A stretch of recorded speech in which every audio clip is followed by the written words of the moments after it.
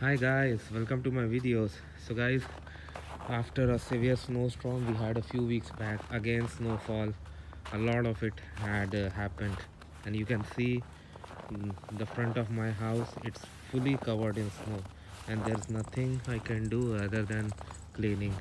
I really don't like this kind of task, but there's no option. I must clean the walkway.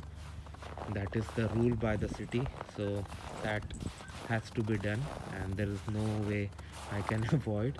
So if you are coming to Canada, make sure you are prepared for it.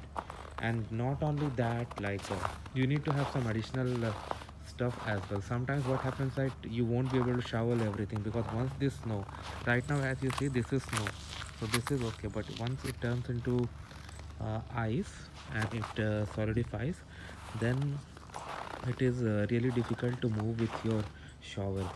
So at that time the solution is to apply the salt is not like the table salt or cooking salt.